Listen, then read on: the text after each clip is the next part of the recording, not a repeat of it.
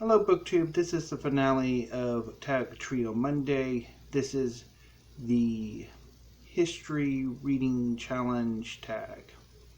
It was created by the four hosts of the History Reading Challenge, which is starting today and going through the end of the month. Although I have started mine early and I'm really enjoying what I've been reading, so I thought it would be fun to do this tag too. And I will link the four hosts down below. I saw this specifically on Ghost Reader and Triumphal Reads channels, so definitely I'll link them with the other two co-hosts. Question number 1. What first got you into history? Sword and sorcery. I remember watching Conan the Barbarian and Conan the Destroyer and Beastmaster and Red Sonja, and just really being deeply fascinated by that world and the sort of the correspondence between that world and the ancient world. And I just sort of gradually got into history and more into history, and very quickly, social studies, history became my favorite subjects, even though alongside English and literature reading, I majored in English lit in college, but I kind of wish I had majored or double majored in history too. But I've always really been interested in history. Number 2. What is your favorite history book author? For that, I'm going to go with, and y'all have got to see this coming. I have extolled this book enough over the past few months. It's Big Wonderful Thing by Stephen Harrigan. This book is just amazing. I absolutely love it. Oh, definitely my favorite history book.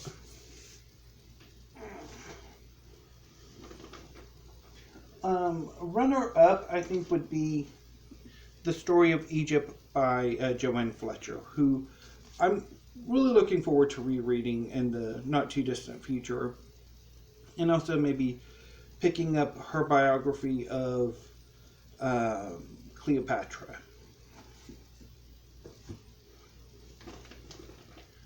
Number 3. What is your most anticipated history book you have not read yet?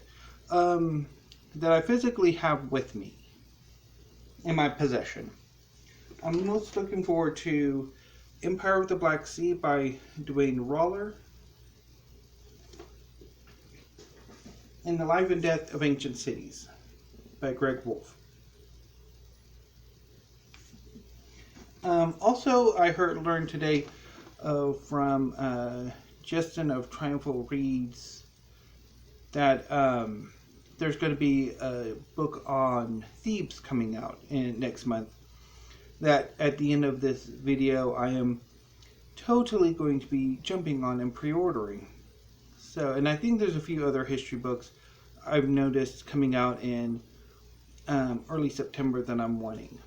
And there's also Adrian Goldsworthy's book on Alexander and Philip.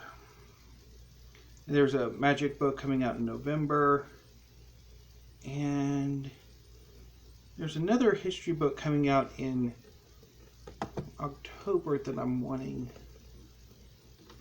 I'm not remembering who it is, so let me look it up real quick.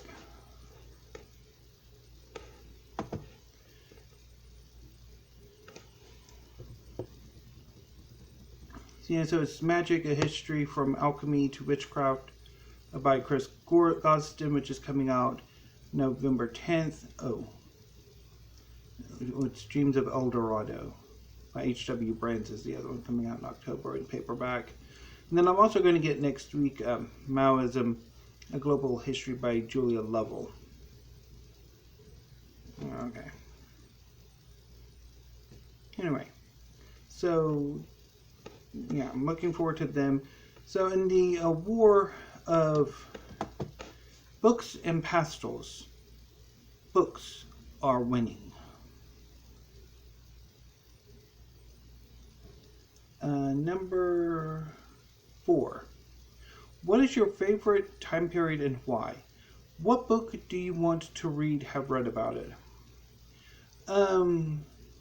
My favorite period, I think, is the Late Bronze Age, the period of the Macedonians and Minoans and Egyptians, the Hittites, the first Syrian kingdom, the Babylonians, that period.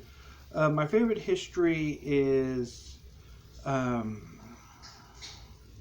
there's a book, History of the Ancient Near East by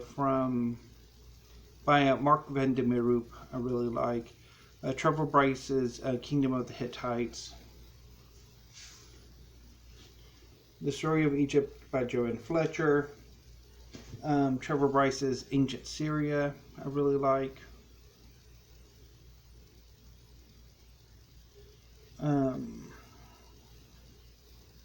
Number 5. What time period would you like to learn more about? What book do you want to read, have read about it? I would like to learn more about ancient Japan before the Tokugawa shogunate.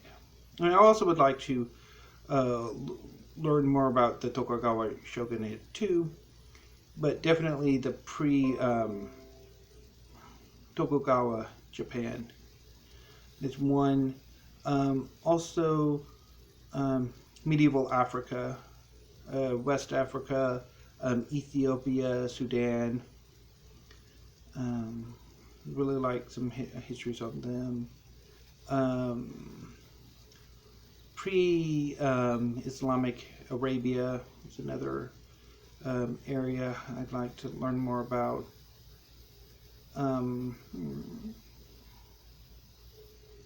Yeah, there's quite a bit that I really would like to learn more about all over the world.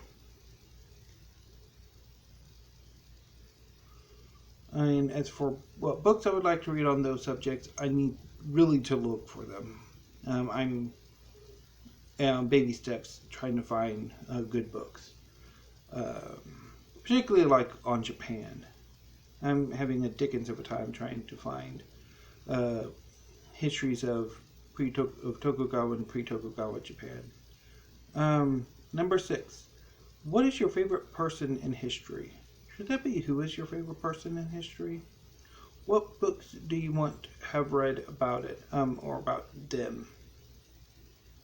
My favorite person, probably Alexander the Great, even though I hate him as much as I like him. But I do have 3 biographies of him, so I definitely have to find him fascinating and interesting. And the 3 biographies I have of him are Alexander of Macedon, 356 to 323 BC by Peter Green. Really love this biography. Soldier, Priest, and God by F.S. Naiden, which came out about 2 years ago, and I read it last year for Nonfiction November and really enjoyed it. And the most recent biography, which came out last year, Alexander the Great, His Life and His Mysterious Death by Anthony Everitt, which I think there's obviously Adrian Goldsworthy's having a book on Alexander and his father coming out in about 2 months.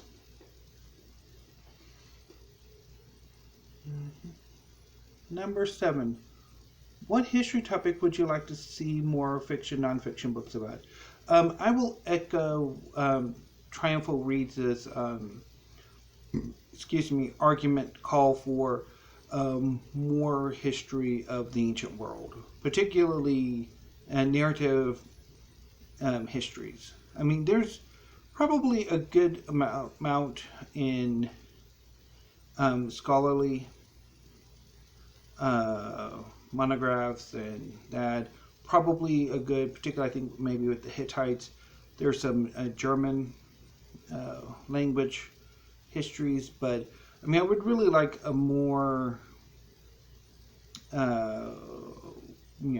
more on the ancient world or the late Bronze Age. Also Japan, I would like to see more histories of Japan. Generally probably every time period could probably use significantly more history, except for probably a few, but I mean a lot needs more depth in histories. The War of the Austrian Succession too. What non-book resources do you enjoy when learning about history? I do like documentaries, although I think history documentaries have significantly declined in the past few years as the History Channel has gone to hell in a handbasket, and I don't have PBS anymore. So there used to be about 10 years ago, or maybe a little bit more than 10 years ago, there were 2 PBS stations in my area. One that was in Waco, and then one in Belton.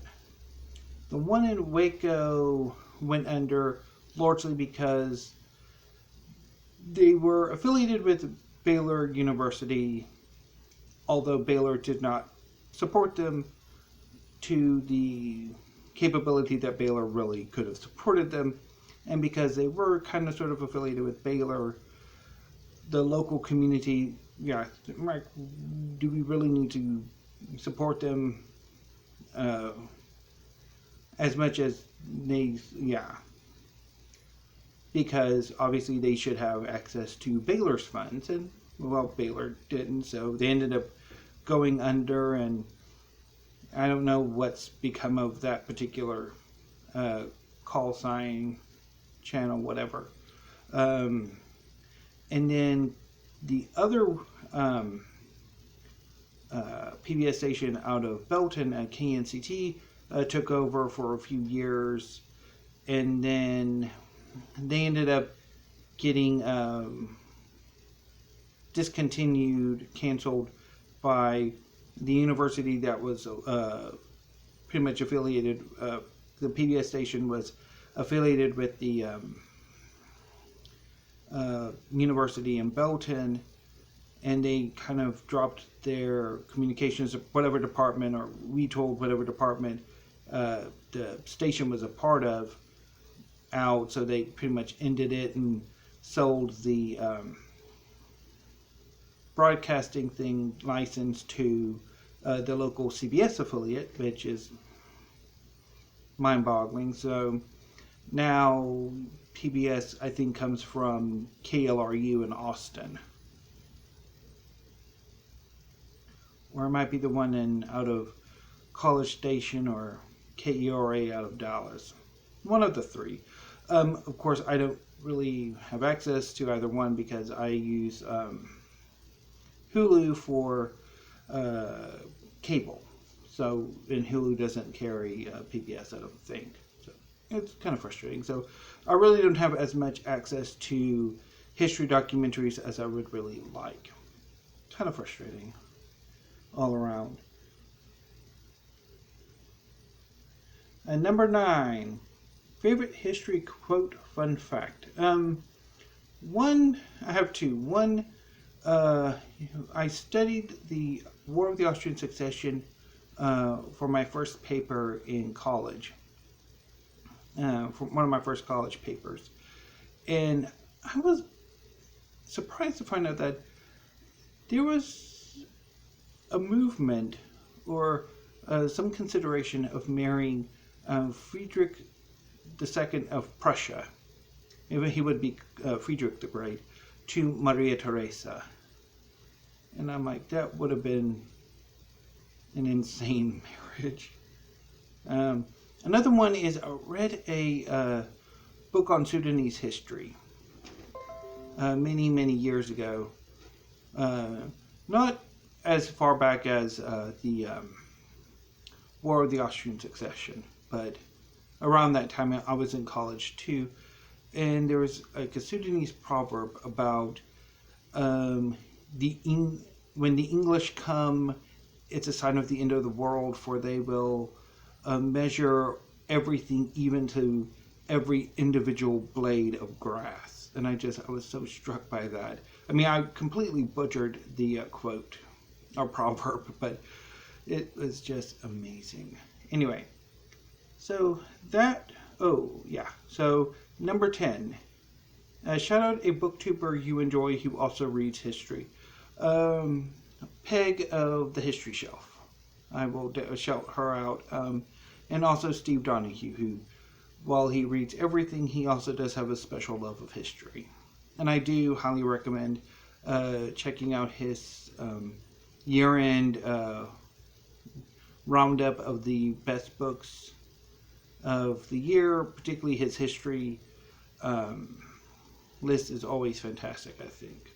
So anyway, so that was the history reading challenge. The history reading challenge tag. And if you read history, you love history, do consider yourselves tagged. And I will see you, if not tomorrow, probably on Wednesday. Thank you, BookTube. Have a great afternoon and stay safe.